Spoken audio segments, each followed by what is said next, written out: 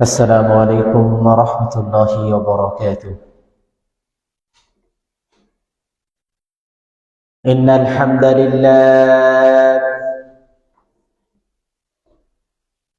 والصلاة والسلام على أشرف الأنبياء والمرسلين محمد رسول الله صلى الله عليه وسلم. إن الله وملائكته يصلون على النبي يا أيها الذين آمنوا صلوا عليه وسلموا تسليما. اللهم صل على سيدنا مولانا محمد وعلى آله سيدنا مولانا محمد. اللهم صل على سيدنا مولانا محمد وعلى آله سيدنا حبيبنا محمد. ফেরেশতারা হেসে বলে আজকে মোদের খুশের দিন, ধরার মাঝে তশরীফ আনলেন রহমাতাল লিল আলামিন। আল্লাহুম্মা সাল্লি আলা সাইয়্যিদিনা মাওলানা মুহাম্মদ ওয়া আলা আলি সাইয়্যিদিনা হাবিবিনা মুহাম্মদ। আরশের নিচে সিজদায় পড়ে কান্দেন নবী যারে যার, মাফ করে দাও গো আল্লাহ উম্মত আমার গুনাহগার। আল্লাহুম্মা সাল্লি আলা সাইয়্যিদিনা মাওলানা মুহাম্মদ ওয়া আলা আলি সাইয়্যিদিনা হাবিবিনা মুহাম্মদ। বালাগাল উলা বিকামালিহি কাশাফাদ দুজা বিজামালিহি হাসানাত জামিউ খিসালিহি সাল্লু আলাইহি ওয়া আলিহি। সকলে বলি আলহামদুলিল্লাহ। আল্লাহ তাআলার দরবারে শুকরিয়া আদায় করছি যে মহান মনিব আমাদের সকলকে রজব মাসের তৃতীয় জুমায় আল্লাহ তাআলার হুকুম পালনার্থে মসজিদে আসার মতো তৌফিক দান করেছেন। সকলে বলি আলহামদুলিল্লাহ। আল্লাহ তাআলার দরবারে লাখো কোটি শুকরিয়া যে আমরা না চাইতেই আল্লাহ তাআলা আমাদেরকে রাসূলুল্লাহ সাল্লাল্লাহু আলাইহি ওয়াসাল্লামের উম্মত হিসেবে কবুল করেছেন। আলহামদুলিল্লাহ। যে নবীকে আল্লাহ তাআলা সাইয়্যিদুল মুরসালিন, খাতামান নবিয়্যিন, সাইয়্যিদুল কাওনাইন, সমস্ত জাহানের বাদশা, শ্রেষ্ঠ নবী, সমস্ত জাহানের জন্য রহমত হিসেবে আমাদের কাছে প্রেরণ করেছেন, অন্যান্য নবীরা যে নবীর উম্মত হতে চেয়েছেন সেই নবী সাল্লাল্লাহু আলাইহি ওয়াসাল্লামের উম্মত হিসেবে আমাদেরকে আল্লাহ তাআলা কবুল করেছেন। সকলে বলি আলহামদুলিল্লাহ। আল্লাহ তাআলার কাছে আমরা দোয়া করি, আল্লাহুম্মা বারিক লানা ফি রজব ওয়া শাবান ওয়া বাল্লিগনা রমাদান। আল্লাহুম্মা বারিক লানা ফি রজব ওয়া শাবান ওয়া বাল্লিগনা রমাদান। হে আল্লাহ তাআলা, আপনি রজব এবং শাবান মাসের সমস্ত বারাকাত এবং রহমত আপনি আমাদেরকে দান করেন। হে আল্লাহ, আপনি আমাদের নেক হায়াতকে, আমাদের সুন্দরতম হায়াতকে আপনি রমাদানুল মুবারকে কবুল করে নেন। আমাদের সকলকে আপনি রমজানের রোজাগুলা, রমজানের হক আদায় করে রাখবার মতো তৌফিক দান করেন। সকলে বলি আমিন। আল্লাহ তাআলার কাছে আমরা সাক্ষ্য প্রদান করি যে আল্লাহ তাআলা ছাড়া আর কোন মাবুদ নেই এবং রাসূলুল্লাহ সাল্লাল্লাহু আলাইহি ওয়াসাল্লাম আল্লাহ তাআলার প্রেরিত বান্দা এবং রাসূল। আল্লাহ তাআলার কাছে আমাদের চাওয়া, আউযু বিল্লাহি মিনাশ শাইতানির রাজিম। হে আল্লাহ, আপনি বিতাড়িত শয়তানের ওয়াসওয়াসা থেকে আমাদের সকলকে হেফাজত দান করেন। আপনার কাছে আশ্রয় চাই। হে আল্লাহ, আপনি যাবতীয় খারাপ কাজ থেকে আমাদেরকে হেফাজত করেন। সকলে বলি আমিন। আজকে আমরা কোরআনুল কারীম থেকে জানার চেষ্টা করব জান্নাত আসলে কোথায় আছে। কোরআনের থেকে আমরা জানবো যে জান্নাত আসলে কোথায় আছে, জান্নাতে যেতে হলে আমাদের কি কি করতে হবে, কোথায় গেলে আমরা জান্নাত পেব। আল্লাহ তাআলা আমাদেরকে প্রতিটা নামাজে আমাদেরকে একটি সূরা আমাদেরকে পড়তে বলেছেন। লা সালাতা ইল্লা বিফাতিহাতিল কিতাব। যে সূরাটি না পড়লে নামাজ হয় না, যে সূরাটি না পড়লে কি হয় না, নামাজ হয় না। সেই সূরাটির নাম হলো সূরাতুল ফাতিহা। সেই সূরাটির নাম কি? সূরাতুল ফাতিহা।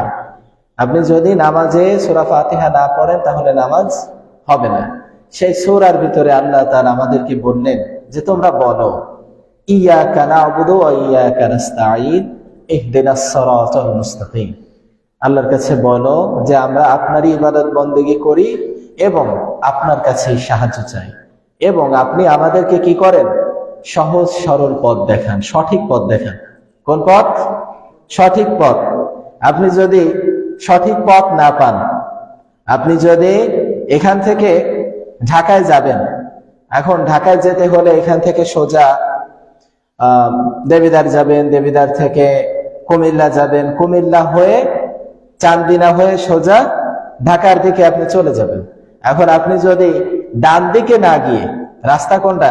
ডান দিকে গেলে কি হবে? ঢাকার দিকে যাইতে পারবো নাকি? আর যদি আপনি ডান দিকে না গিয়ে বাম দিকে চলে যান তাহলে কি ঢাকায় পৌঁছাবেন? বলেন, ঢাকায় পৌঁছাবেন না চট্টগ্রাম চলে যাবেন? কি হবে? চট্টগ্রাম চলে যাবেন, তাই না? এখন আল্লাহর কাছে আমরা কি চাই? যে আল্লাহ আপনি সহজ সরল পথ দেখান। যে পথ, কাদের পথ? আপনি যে বান্দাদের উপরে খুশি হয়ে গিয়েছেন, সিরাতাল লাযীনা আন'আমতা আলাইহিম, আপনি যে সমস্ত বান্দাদের উপরে খুশি সেই বান্দাদের পথ আপনি আমাদেরকে দান করেন। মানে কি? আমরাও চাই আল্লাহর প্রিয় বান্দা হতে। আমরা কি চাই? আল্লাহর প্রিয় বান্দা বান্দি হতে। না, চাই না? আমরা কি শয়তানের পদাঙ্ক অনুসরণ করতে চাই, না আল্লাহর প্রিয় বান্দা বান্দি হতে চাই? আল্লাহর প্রিয় বান্দা বান্দি। আর সেই আল্লাহর প্রিয় বান্দা বান্দি হতে হলে কি? আল্লাহর সহজ সরল পথ লাগবে। কি লাগবে? সহজ সরল পথ লাগবে। আল্লাহর কাছে যখন আমরা বলি, হে আল্লাহ তাআলা ইহদিনাস সিরাতাল মুস্তাকিম সিরাতাল লাযীনা আন'আমতা আলাইহিম গায়রিল মাগদুবি আলাইহিম ওয়ালাদ-দাল্লিন। জোরে বলি সুবহানাল্লাহ। আল্লাহর কাছে যখন বলি, হে আল্লাহ তাআলা আপনি আমাদেরকে সহজ সরল পথ দেখান, সঠিক পথ দেখান, যে পথ পেলে আমরা সিরাতাল লাযীনা আন'আমতা আলাইহিম, আপনার প্রিয় বান্দাদের পথ পেয়ে যাব, যাদের উপরে আপনি খুশি এবং রাজি খুশি হয়ে গিয়েছেন।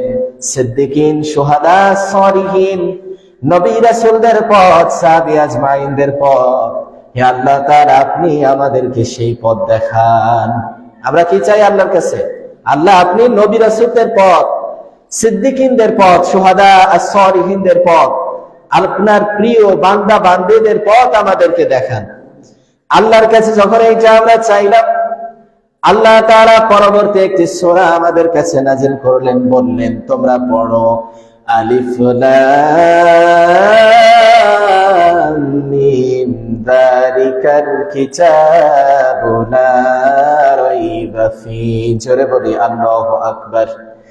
আল্লাহর কাছে চাওয়ার পরবর্তীতে আল্লাহ তাআলা বললেন আলিফ লাম মিম যালিকাল কিতাবু লা রাইবা ফীহি হুদাল লিল মুত্তাকিন।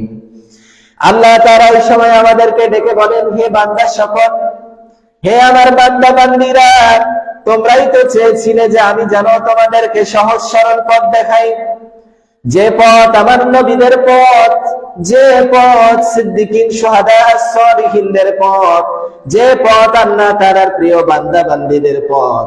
তোমরা তো চেয়েছো, চাওয়ার কারণে আমি তোমাদের দোয়াকে কবুল করে নিলাম আর তোমাদের কাছে দান করলাম যালিকাল কিতাবু লা রাইবা ফীহি।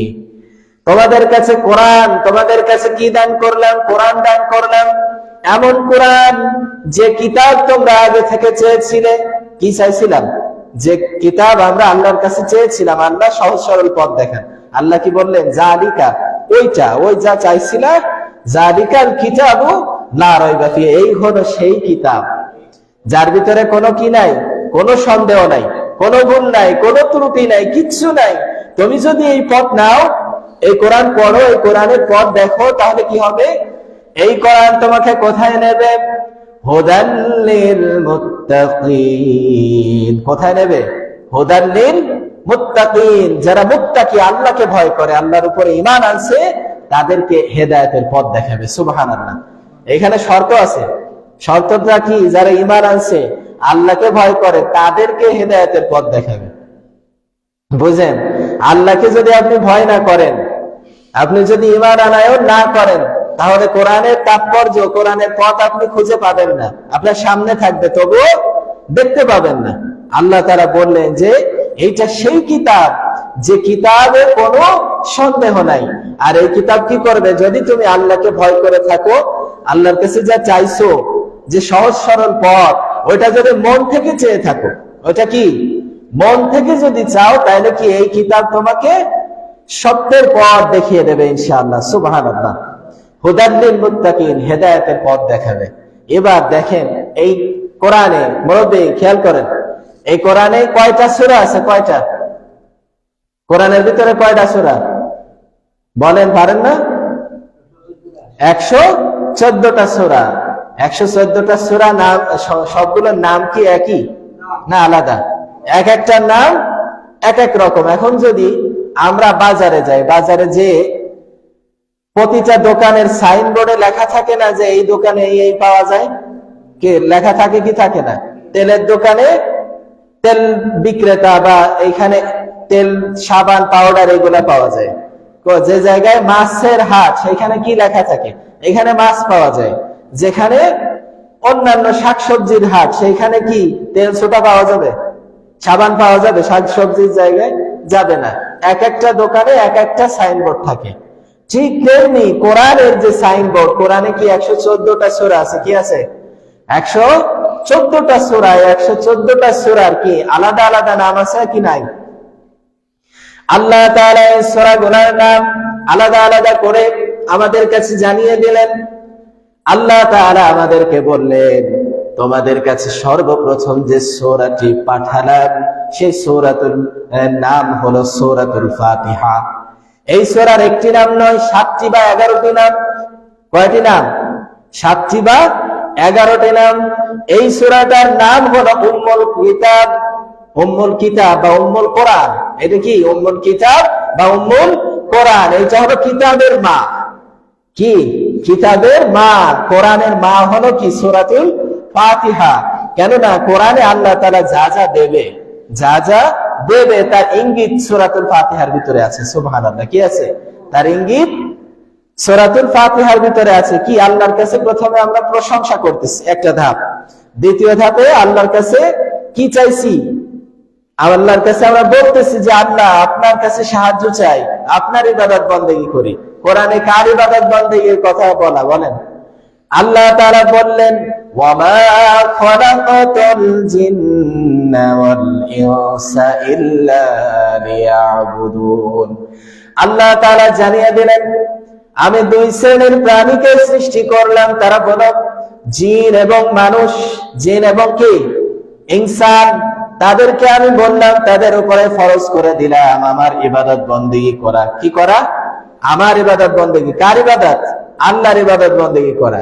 তারপরে আমরা এই সূরাতুল ফাতিহার ভিতরে চাইলাম আল্লাহ আপনি সহজ সরল পথ দেখান। আল্লাহ তাআলা সহজ সরল পথ দেখালেন, হালাল হারাম সব কিছু দিয়ে দিলেন সূরাতুল ফাতিহার ভিতরে।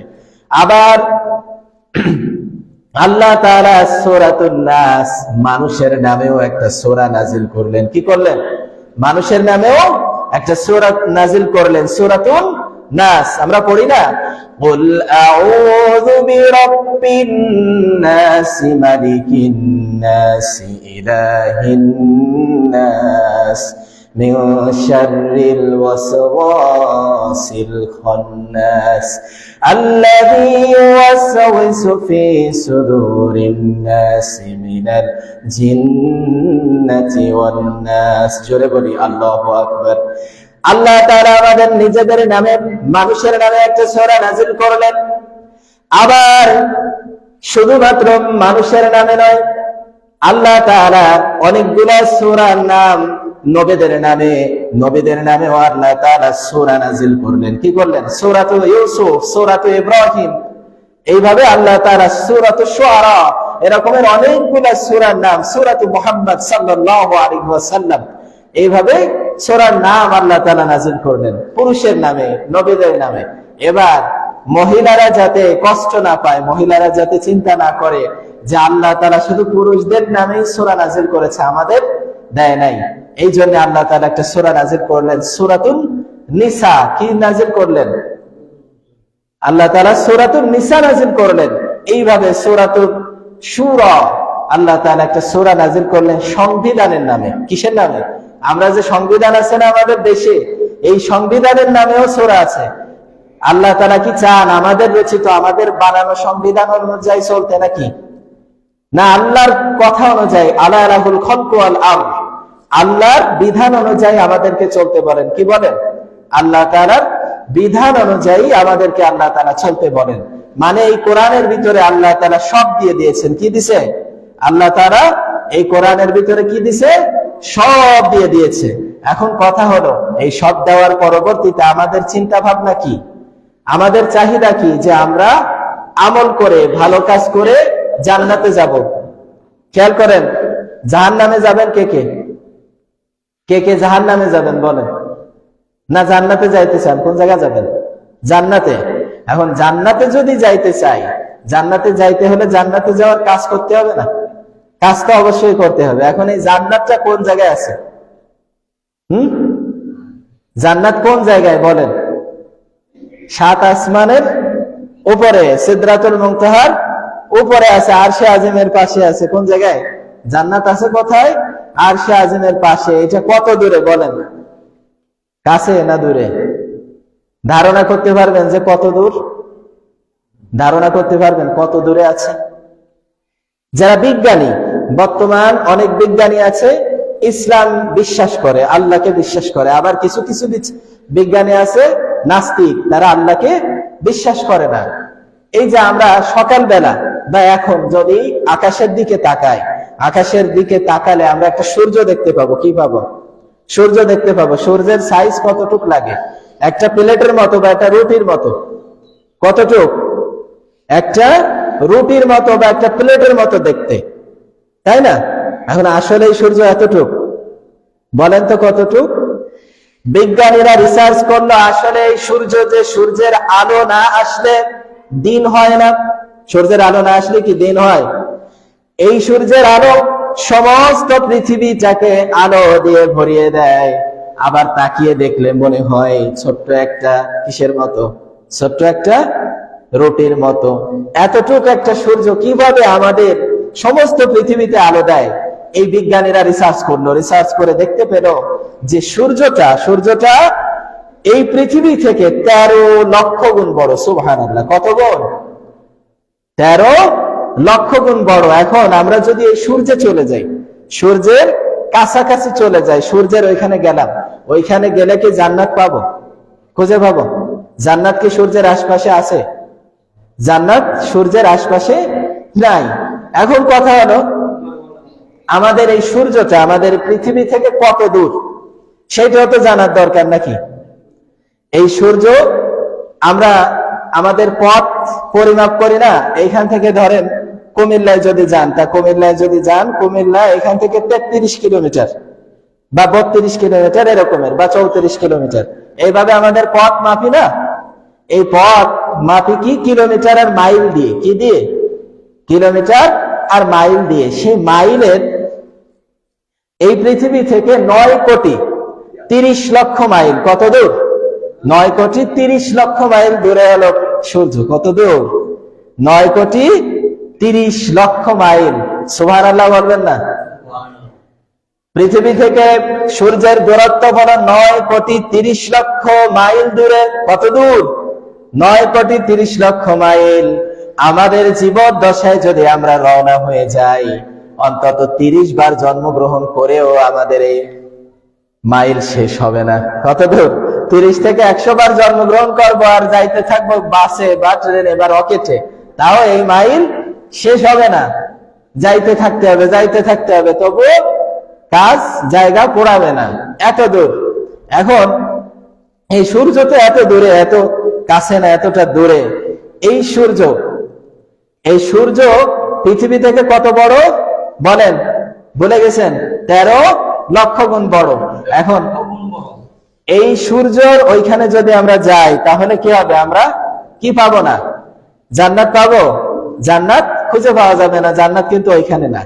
এবার আমরা সূর্যের পাশাপাশি যখন সন্ধ্যা হয়ে আসে, আমরা ছোট ছোট তারা দেখি না? হ্যাঁ, ছোট্ট ছোট্ট একটা তারা দেখি। এই তারাগুলো সূর্যের কাছে না আরো দূরে বলেন তো? সূর্য থেকেও কোটি কোটি মাইল দূরে। এই যে তারা, এই তারকা নিয়ে বিজ্ঞানীরা গবেষণা করা শুরু হলো। কি হলো? তারকা নিয়ে বিজ্ঞানীরা গবেষণা করা শুরু হলো। এই তারকা যতটা দূর, সব থেকে পৃথিবীর নিকটবর্তী, সব থেকে কাছে যে তারকাটা আছে, সব থেকে কাছে যে তারকাটা আছে, তার নাম হলো প্রক্সিমা সেন্ট্রাই। কি নাম? প্রক্সিমা সেন্ট্রাই। এই যে তারাটা, তাদের ধারণা এই তারাটা হলো পৃথিবী থেকে 25 লক্ষ কোটি মাইল দূরে। সুবহানাল্লাহ, কত দূর? 25 লক্ষ কোটি মাইল দূরে। দাঁড়ে না কাছে? সূর্য কত দূর? সূর্য কত দূরে? 1 কোটি 30 লক্ষ মাইল। আর এইটা কত দূর? 25 কোটি লক্ষ, 25 লক্ষ কোটি মাইল দূরে হলো আমাদের ওই যে চোখ দিয়ে দেখি না শুক তারা, একটা বলি না শুক তারা, তাকালে ছোট ছোট তারা মিটমিট করে, সব থেকে কাছে যে তারাটা, ওইটা হলো কত? 25 লক্ষ কোটি মাইল দূরে হলো ওই তারা। এবার যদি ওই তারকার কাছে যাই, তাহলে জান্নাত পেয়ে যাব না? হ্যাঁ, ওইখানে জান্নাত আছে না? দূরে, তার থেকে দূরে কোন জায়গায়? ওই যে তারকাটা, ওইটা হলো আমাদের পৃথিবীর কাছে। এর উপরে আরো অনেক তারা দেখি না, ছোট ছোট ছোট ছোট তারা, গুনি না অনেক সময় কয়টা তারা হয়, গুনে শেষ হবে? আল্লাহ নবী সাল্লাল্লাহু আলাইহি ওয়াসাল্লাম বলেছেন যে এই দুনিয়ার বুকে যত ধূলিকণা আছে, সব যদি গুনে ফেলা হয়, তবু আকাশের তারকা গুনে শেষ করা সম্ভব না। সুবহানাল্লাহ, বুঝলেন কিছু? এতটুক বালি যদি হাতে নেই, হাতে নিয়ে যদি গণনা করা শুরু করি, পারবো শেষ করতে? তাহলে দুনিয়ায় যত বালু আছে, যত ধূলিকণা আছে, সব যদি আমরা কি করি? গোনা শুরু করি, গুনি, শেষ হবে? শেষ হবে না, কিন্তু তার থেকে তারা কি অনেক বেশি। এখন বিজ্ঞানীদের কাছে প্রশ্ন করা হলো, তাহলে এই যে তারকা, এই তারকা থেকে অন্য তারকার দূরত্ব কত? তারা বলল যে আমরা জানি না। কি বলল? আমরা জানি না। আল্লাহর নবী সাল্লাল্লাহু আলাইহি ওয়াসাল্লাম বললেন, সব থেকে কাছের তারকা যদি 25 লক্ষ কোটি মাইল দূরে হয়, ওইখানে গিয়েও জান্নাত পাওয়ার সুযোগ নাই। জান্নাত তার থেকে অনেক অনেক দূরে। কোন জায়গায়? তার থেকে অনেক অনেক দূরে। বিজ্ঞানীরা এবার রিসার্চ করলো যে দুনিয়ার উপরে যত তারা আছে, এই তারকা থেকে আরো দূরে তারকা আছে নাকি? রাসূলুল্লাহ সাল্লাল্লাহু আলাইহি ওয়াসাল্লাম বললেন, এই যে তারকা বা সূর্যের আলো আমরা দেখি, সূর্যের আলো দেখি না, এই আলোর একটা গতি আছে। আলোর কি আছে? একটা গতি আছে। টর্চ লাইট যখন আমরা সুইচ চাপ দেই, চাপ দিলে কি অনেক দূরে দেখা যায় না? যদি একটু পাওয়ার বেশি হয়, মুহূর্তের ভিতরে চাপ দেওয়ার সাথে সাথে আমরা অন্তত ওই যে মোড়, ওই মোড় পর্যন্ত দেখতে পাবো চাপ দেওয়ার সাথে সাথে। এর একটা গতি আছে না, যে সাইডে দিলে আমার দৌড় দিল, সাইডে দেওয়ার সাথে সাথে এই যে আলো, এই আলো তো এখানে ছিল, ছেড়ে দেওয়ার সাথে সাথে চলে গেল না, এইটা দৌড় দিচ্ছে না, এর একটা গতি আছে। বিজ্ঞানীরা রিসার্চ করলো, রিসার্চ করে পেলো যে প্রতি সেকেন্ড এই যে এক বললাম না, এই এক সেকেন্ডে এই যে আলোর গতি হলো 1,86,000 মাইল বেগ। 1,86,000 মাইল, মানে একবার যদি ছেড়ে দেয়, চাপ দেওয়ার পরবর্তীতে ও যে দৌড় দেয়, এই এক বলার সাথে সাথে সে 1,86,000 মাইল দূরে চলে যায়। সুবহানাল্লাহ। এই যে আলোর গতি, এই আলোর গতি নিয়ে এমন এমন তারকা আছে, সেই সৃষ্টির সূচনা লগ্ন, কোন জায়গায়? সৃষ্টির সূচনা লগ্ন থেকে নিয়ে ওর ওই আলো দিয়ে আমাদের এই পৃথিবীর দিকে দৌড় দিছে। কি করেছে? আমাদের এই পৃথিবীর দিকে ওর আলোকে দৌড় দিছে, এদিকে আসতেছে। এই হাজার হাজার কোটি কোটি বছর চলে গেছে, এখনো পৃথিবীতে তার আলো পৌঁছায় নাই। সুবহানাল্লাহ। তাহলে কত দূর? যে এক সেকেন্ডে 1,86,000 মাইল বেগে দৌড়াচ্ছে, দৌড়িয়েও এই পৃথিবী পর্যন্ত, এই কোটি কোটি হাজার হাজার কোটি বছর বসেও আমাদের এই পৃথিবীতে আলো দিতে পারে নাই। তাহলে সেই তারকা কত দূরে? সুবহানাল্লাহ। ওইখানে যদি যাই, ওইখানে গেলে আমরা জান্নাত পাবো? হ্যাঁ, ওইখানে কি জান্নাত আছে? না তার থেকেও বেশি দূর। অনেক বিজ্ঞানীরা, অনেক নাস্তিকেরা তারা বলে যে আসলে আকাশ বলতে কিছু নাই, কিন্তু আল্লাহ তাআলা কি বলেছেন? আল্লাযী খলাকাস সাবআ সামাওয়াতিন তিবাকা। আল্লাহর কথা সত্যি না আমাদের কথা সত্যি? আল্লাহর কথা সত্যি। আমরা আজকে একটা বলি, কালকে আরেকটা বলি। যখন ছোটবেলায় ছিলাম, ছোটবেলায় শুনতাম যে পৃথিবী সূর্যের চারিদিক দিয়ে ঘোরে। মুরব্বী যারা আছেন তারাও জানেন যে পৃথিবী কি করে? সূর্যের চারিদিক দিয়ে ঘোরে। তার 10 বছর পরে আর এক শ্রেণীর বিজ্ঞানী এসে বলল যে না, ওদের থিওরি ভুল। ওদের থিওরি কি? ভুল। আসলে শুধু পৃথিবী না, পৃথিবী আর সূর্য দুইটাই তার অক্ষরেখায় ঘোরে। দ্বিতীয় শ্রেণী এসে বলল। এবার সামনে এক শ্রেণী আসবে, তারা এসে বলবে যে আগে যে দুই শ্রেণী বলছে যে পৃথিবী ঘোরে অথবা সূর্য পৃথিবী দুইটাই ঘোরে, ওদের কারোই থিওরি ঠিক নাই, আসলে কোনোটাই ঘোরে না। বলবে কি বলবে না? বিজ্ঞানের থিওরি আজকে একটা, কালকে আর একটা। এরা বলে যে আনসিন ইজ নাথিং, যা দেখি না তা বিশ্বাস করি না। এদের ভাষ্য হলো এই, তারা বলে যে আসমান বলতে কিছু নাই, এটা হলো মহাশূন্য। কি বলে? মহাশূন্য। কিন্তু আল্লাহ কি বললেন? আল্লাযী খলাকাস সাবআ সামাওয়াতিন তিবাকা। আমি কি করেছি? আমি সৃষ্টি করেছি 7 স্তর বিশিষ্ট জান্নাত, 7 স্তর বিশিষ্ট আকাশ, আসমান। এই আসমানের উপরে হলো সিদরাতুল মুনতাহা। এটা কি কোথায় পাবেন? তাফসিরে রুহুল বয়ানের ভিতরে, তাফসির রুহুল বয়ানের ভিতরে এই তাফসিরটা আসছে যে আল্লাহ তাআলা বলেছেন যে এই পৃথিবীর যে মহাশূন্য, এই যে তারকারাজি সব শেষ হয়ে যাওয়ার পরবর্তীতে যত দূর যাওয়া যায়, তার থেকে অত দূর হলো প্রথম আসমান। কত দূর? মেরাজের যে ঘটনা, মেরাজের যে হাদিসগুলা, তার থেকে পাওয়া যায় যে এই পৃথিবীর সমস্ত অক্ষরেখা, সমস্ত কিছু শেষ হয়ে যাওয়ার পরবর্তীতে যতটা দূরত্ব, তার থেকে বেশি দূরত্ব বা তার সমান দূরত্ব হলো কি? প্রথম আসমান। এবার ওই প্রথম আসমানে যদি যাই, জান্নাত পাওয়া যাবে? প্রথম আসমানে গেলে জান্নাত পাওয়া যাবে? এবার আল্লাহর নবী বললেন যে প্রথম আসমান পর্যন্ত যাইতে যত দূর, প্রথম আসমানটা মোটা অতটুক। সুবহানাল্লাহ, কতটুক? এই জায়গাতে যাইতে যত দূর, প্রথম আসমানটা মোটা অতটুক। এবার এই যে বিজ্ঞানীরা থিওরি দেয় যে আসলে আসমান বলতে কিছু নাই, একটা গল্প বলি। সে গল্পটা হলো একটা মহিলা, একজন বৃদ্ধ মহিলা তার ছেলেকে বিয়ে দিছে। কি দিছে? ছেলেকে বিয়ে দিছে। বিয়ে দিছে যার সাথে, সেই যে মহিলা, সেই মহিলা হলো সর্বসাকুল্যে 2 হাত বা 1.5 হাত লম্বা। আছে না 52 ক্যাটাগরি, আপনাদের এদিকে কি বলে? বাটুল বা বাউন, এই বলে না? এই যে বামুন বা বাউন, যেটাই বলেন না কেন, এরকমের একজনের সাথে তার ছেলেকে বিয়ে দিছে। বিয়ে দেওয়ার পরবর্তীতে একদিন সকালে বা দুপুরে সে রান্না করতে গেছে। কি করতে গেছে? রান্না করতে গেছে। রান্না করতে গিয়ে এখন দেখতেছে কলসিতে পানি নাই। কলসি চেনেন তো নাকি? কলস, কলসি কি বলে আপনাদের এদিকে? কলসি। এই কলসিতে পানি নাই। এখন রান্না করতে গেলে পানি লাগবে কি লাগবে না? তরকারি তো উনুনের উপরে বা চুলার উপরে দেওয়া। এবার বৌমাকে বলতেছে, তুমি দ্রুত গিয়ে কলসিটা নিয়ে পানি নিয়ে আসো, কলসিটা নিয়ে পানি নিয়ে আসো। ওই স্ত্রী, মানে ওই যে তার বৌমা, সে তো সর্বসাকুল্যে 2 হাত বা 1.5 হাত লম্বা, ওই মাথায় করে নিয়ে পানি আনতে গেছে। পানি আনতে গিয়ে পানি ভরছে। ভরার পরবর্তীতে তার গলায় একটা চেন ছিল। কি ছিল? স্বর্ণের চেন। ওই স্বর্ণের চেনটা কলসির ভিতরে ছিঁড়ে পড়ে গেছে। পড়ে যাওয়ার পরবর্তীতে পানি আনতে ধরেন 5 থেকে 10 মিনিট লাগবে, আধা ঘন্টা কেটে গেছে। কি হয়েছে? আধা ঘন্টা কেটে গেছে। তরকারি উনুনের উপরে, তরকারি পুড়ে গেছে। পুড়ে যাওয়ার পরবর্তীতে এখন যে শাশুড়ি, সেই শাশুড়ি বলতেছে, তোমারে আনতে বললাম পানি, তুমি এত সময় লাগবে কেন? কই পানি কই? বলতেছে, আম্মা আমার বিয়ের সময় যে চেনটা আমাকে দিছিলেন, যে বিয়ের সময় যে চেনটা দিছিলেন, সেই চেনটা ছিঁড়ে আপনার কলসির ভিতরে পড়ে গেছে। এবার শাশুড়ি আম্মাজান বলতেছে যে তাইলে কলসির ভিতরে হাত ঢুকায় দিয়ে তুমি উঠায় নিয়ে আসো, আর পানিটা আবার ফেলে দিয়ে আবার আনো। বলতেছে, আপনি যে এখন শিখায় দিলেন, আমি তো 30 মিনিট ধরেই তাই করতেছি, কিন্তু দেখতেছি আপনার কলসির নিচে তলা নাই। কি নাই? কলসির তলা নাই, এই জন্য আমি খোঁজ করেও পাই না। বুঝলেন কথা? খাটো মানুষ হাত দিলে কি কলসির তলায় পর্যন্ত যায় না, এই জন্য সে কি বলতেছে? কলসির তলা নাই। তাহলে কলসির তলা নাই, তাহলে আমার চেন পাবো কিভাবে?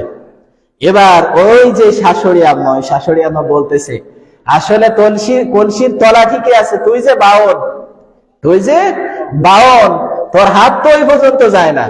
কেন না? তোর হাত তো ওই পর্যন্ত যায় না, সুতরাং তুই হাতে পাবি না, আমার কাছে দে, আমি বের করে দেই। সুবহানাল্লাহ। এর দ্বারা বিজ্ঞানীরা যতদূর বোঝে, অত বাউন, ওদের সাধারণ সামান্য ব্রেন দিয়ে যতদূর যায়, তাইতে মনে করে কি আকাশ নাই। কিন্তু আল্লাহ কি বলেছেন? আল্লাযী খালাকাস সাবআ সামাওয়াতিন তিবাকা, আমি কি করেছি? সৃষ্টি করেছি 7 আসমান। কি করেছি?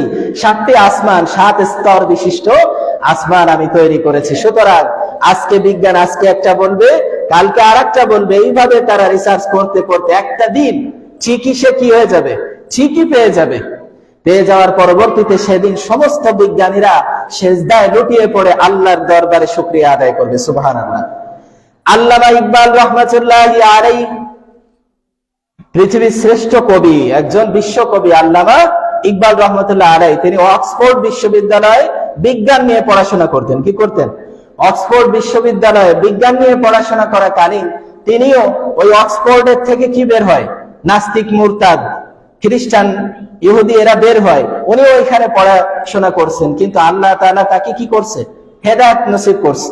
হেদায়েত তো সবার আসে না, আল্লাহ যাকে দেবেন তারই হেদায়েত হবে। উনি ওইখানে বসে রিসার্চ করতে করতে করতে গিয়ে শেষ পর্যন্ত শেষ বয়সে এসে ঈমান আনলেন। কি করলেন? শেষ বয়সে এসে ঈমান এনে তিনি বললেন, আল্লাহ, যে এতদিন ধরে আমি রিসার্চ করলাম বিজ্ঞান নিয়ে, আপনার সৌরজগৎ নিয়ে, আপনার এই পৃথিবী নিয়ে, সবকিছু নিয়ে রিসার্চ করলাম, পরিশেষে একটা জিনিস বুঝলাম যে বিজ্ঞান আজকে একটা বলে, কালকে আর একটা বলে। এর থিওরি সঠিক হয় না, কখনো সঠিক হয়, কখনো সঠিক হয় না। সুতরাং আল্লাহ, আমি আপনার কিতাবের উপরে, আপনার উপরে ঈমান আনলাম। সুবহানাল্লাহ। কি করলাম? আমি আপনার উপরে ঈমান আনলাম। আল্লাহ, আপনি আপনার প্রিয় বান্দা বান্দীদের কাতারে আপনি আমাকে শামিল করে নেন। কি করেন? প্রিয় বান্দা বান্দীদের কাতারে আপনি আমাদেরকে শামিল করে নেন। এবার এই জান্নাত কোথায় গেলে পাওয়া যাবে? তাহলে জান্নাত কত দূর? প্রথম আসমান থেকে দ্বিতীয় আসমান যত দূর, আবার এইভাবে যেতে যেতে তৃতীয় আসমান, চতুর্থ আসমান, পঞ্চম আসমানে, এভাবে পার হতে হতে গিয়ে যখন সপ্তম আসমানে আমরা চলে যাব, ওইখানে একটা জায়গা আছে, নাম হলো সিদরাতুল মুনতাহা। কি নাম? সিদরাতুল মুনতাহা। রাসূলুল্লাহ সাল্লাল্লাহু আলাইহি ওয়াসাল্লাম মিরাজের রাত্রিতে, এই মাসে কি মিরাজ সংঘটিত হয়েছিল না? 27 রজব। মিরাজের রাত্রিতে রাসূলুল্লাহ সাল্লাল্লাহু আলাইহি ওয়াসাল্লামকে দুইটা বাহন দেওয়া হয়েছিল, একটা কি বোরাক আর একটার নাম হলো রফরফ। কি নাম? একটা হলো বোরাক আর একটা হলো রফরফ। বোরাকে করে আল্লাহ তাআলা তাকে সিদরাতুল মুনতাহায় নিয়ে গিয়েছিল। আর এই বোরাক কত দূর যেত? আমাদের এই চোখ একবার তাকালে আমাদের দৃষ্টি যত দূরে যায়, আমাদের দৃষ্টি কি আসমান পর্যন্ত দেখা যায় না? হ্যাঁ, এখান থেকে আকাশ দেখি কি দেখি না? এত পাওয়ারফুল এই বোরাকের পাওয়ার হলো এত দূর। এই যে চক্ষু, এই চোখের যে দৃষ্টিশক্তি, এই দৃষ্টিশক্তি একবার তাকালে যত দূরে যায় তত দূর পর্যন্ত এক পলকে এই বোরাক যেতে পারে। সুবহানাল্লাহ। এই বোরাকে করে রাসূলুল্লাহ সাল্লাল্লাহু আলাইহি ওয়াসাল্লামকে কোথায় নিয়ে যাওয়া হয়েছিল? সিদরাতুল মুনতাহা। 7 আসমানের উপরে কি আছে? সিদরাতুল মুনতাহা। এই যে 7 আসমান, এই 7 আসমান যত দূর, যতটা দূরত্ব ওই সিদরাতুল মুনতাহা থেকে আরশে আজিম তত দূর। সুবহানাল্লাহ। কত দূর? হ্যাঁ, 7 আসমান পর্যন্ত যত দূর, ওই সিদরাতুল মুনতাহা থেকে আরশে আজিম অত দূরে। সুবহানাল্লাহ। ওইখানে গিয়ে কি আর এই বোরাক যাইতে পারছিল না? যাওয়ার পরবর্তীতে আল্লাহ তাআলা ওইখানে জিবরিল আলাইহিস সালাতু ওয়াস সালামকে বললেন, এটা রাখো, আরেকটা স্বর্গীয় বাহন, জান্নাতি বাহন আমি পাঠাচ্ছি। কি নাম? রফরফ। এই রফরফে করে তিনি কোথায় গিয়েছিলেন? আল্লাহ তাআলার আরশে আজিমে। সুবহানাল্লাহ। এই আরশে আজিমে যাওয়ার পরবর্তীতে সেইখানে কি আছে? জান্নাত আছে। আরশে আজিমে না গেলে কি জান্নাতে যাওয়া যাবে?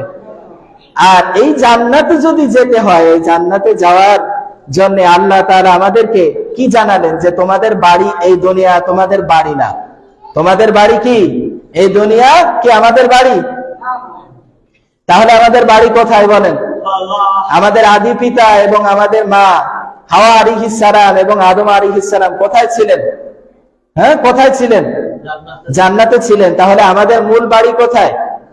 জান্নাতে হলো আমাদের মূল বাড়ি। এটা হলো, আমরা কি বিভিন্ন জায়গায় সফরে যাই না? বিভিন্ন জায়গায় ভ্রমণে যাই। ধরেন সি বিচে যাচ্ছি বা বিভিন্ন স্থানে আমরা ভ্রমণে যাই, পাহাড় দেখতে যাই। কয় দিনের জন্য? 3 দিন বা 15 দিনের সফরে। কতদিন? 3 দিন বা 15 দিনের সফরে আমরা গেলাম বা একদিনের সফরে যাই। ঠিক তেমনি এই দুনিয়ার বুকে ওরকমের ছোট্ট একটা সফর, 60 বছর বা 80 বছর বা 100 বছরের একটা সফর করতে এই দুনিয়ায় আল্লাহ আমাদেরকে পাঠাইছে। কিন্তু মূল বাড়ি কোথায়? মূল বাড়ি জান্নাতে। আর এই জান্নাতে যাইতে হলে আল্লাহ কেন পাঠালেন?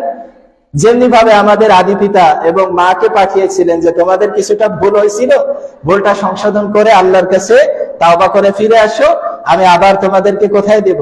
জান্নাতে দান করে দেব। সুবহানাল্লাহ। তারা কি করেছিল?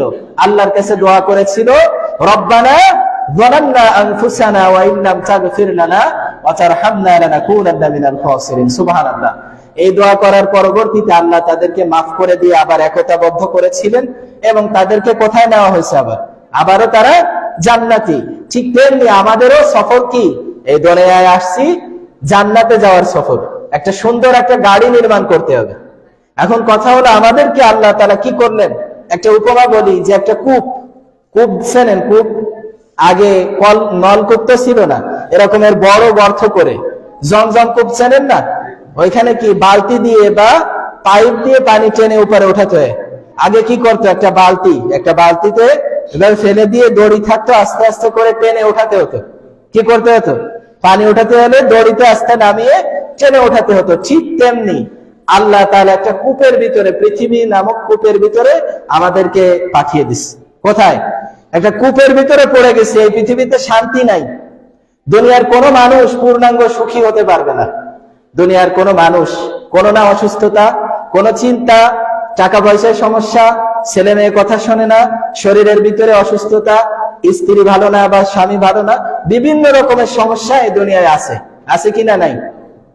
এই দুনিয়া হলো ওই পানির ভিতরে, কূপের ভিতরে পড়ে যাওয়া সেই মানুষ, যে মানুষ ওঠার জন্য কি করতেছে, চেষ্টা করতেছে, হাবুডুবু খাচ্ছে। ওইখান থেকে যদি উঠতে হয় তাহলে কি লাগবে? একটা দড়ি সহ বালতি লাগবে। কি লাগবে? দড়ি সহ বালতি। এবার কথা হলো, আল্লাহ তাআলা আমাদেরকে বললেন ওয়াতাসিমু বিহাবলিল্লাহি জামিআ ওয়া লা তাফাররাকু। যদি জান্নাতে যাইতে হয় কি করতে হয়?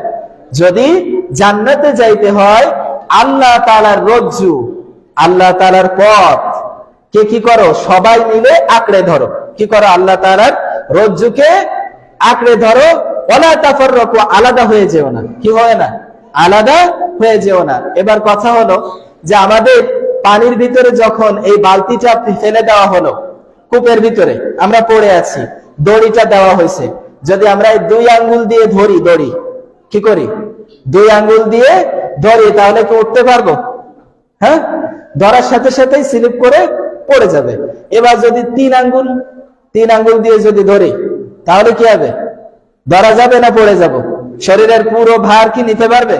নিতে পারবে না। এবার যদি 5 আঙ্গুল দিয়ে এই দড়িটা ধরি, 5 আঙ্গুল দিয়ে ধরলে কি হবে? শক্ত হয়ে যাবে। যতই টানাটানি করুক পড়ে যাব না সহজে, যদি হাত স্লিপ না কাটে।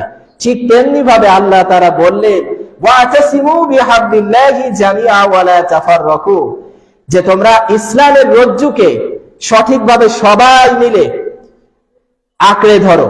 কি করো? ইসলামের রজ্জুকে সকলে মিলে আঁকড়ে ধরো। যদি আঁকড়ে ধরো তাহলে কি হবে? তোমরা জান্নাতে যেতে পারবে। এখন ইসলামের রজ্জু কয়টা জানেন? রাসূলুল্লাহ সাল্লাল্লাহু আলাইহি ওয়াসাল্লাম বললেন ইসলামের রজ্জু হলো 5টা। কয়টা? ইসলামের রজ্জু হলো 5টা। সর্বপ্রথম রজ্জু হলো ঈমান আনয়ন করা।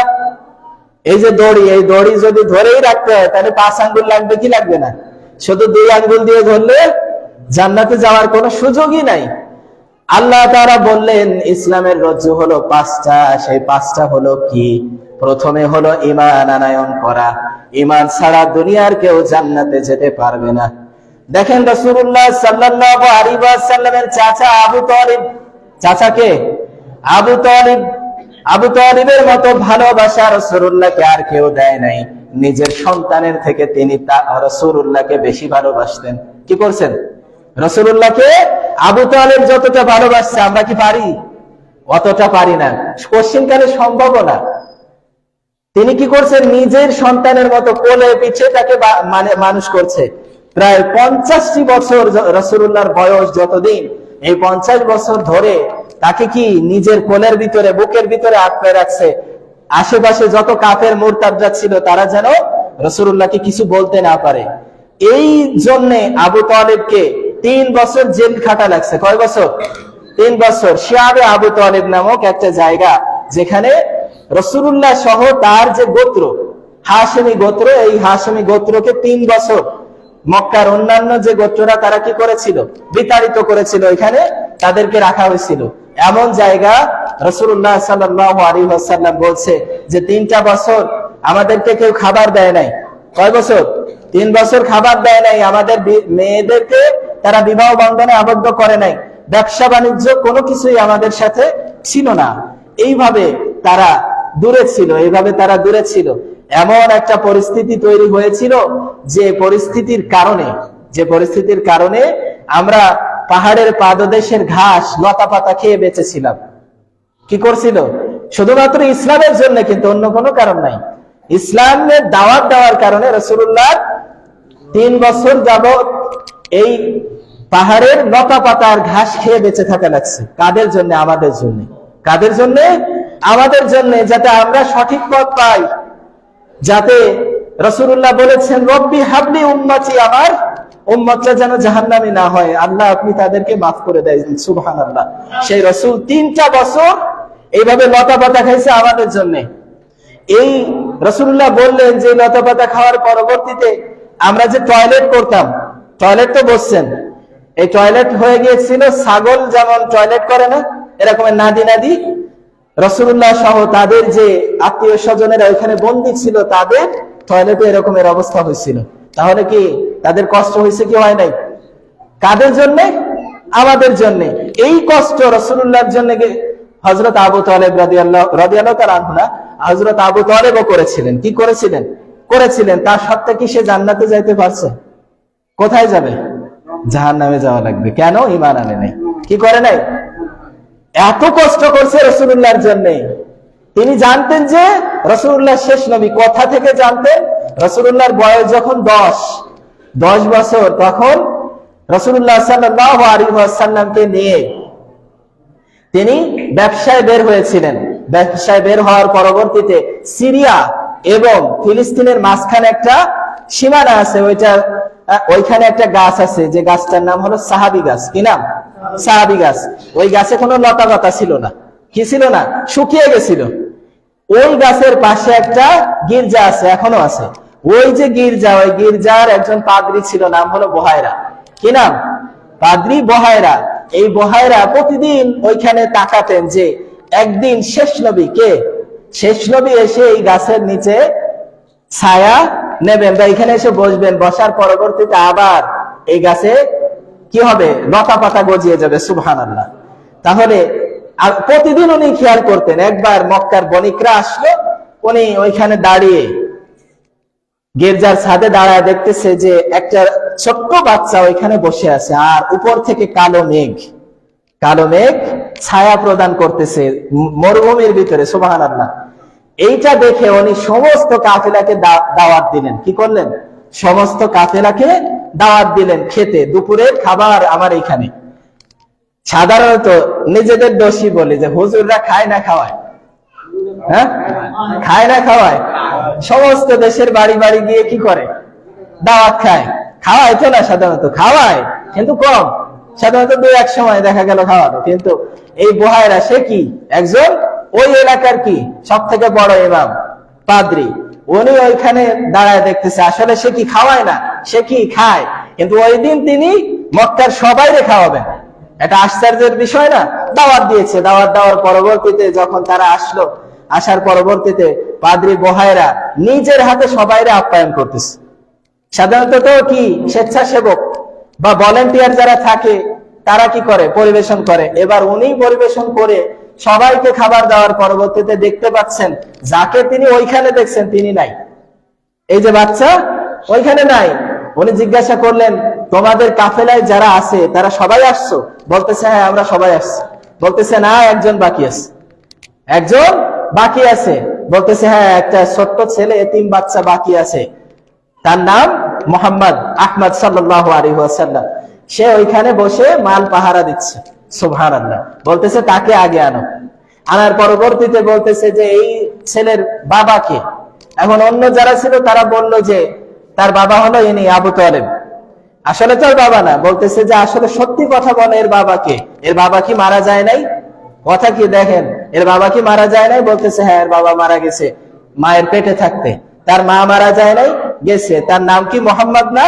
বলতেছে হ্যাঁ, আমি গত যে তাওরাত কিতাব, আমি তাওরাতে পড়েছি একদিন মুহাম্মদ সাল্লাল্লাহু আলাইহি ওয়াসাল্লাম এই গাছের নিচে এসে বসবেন।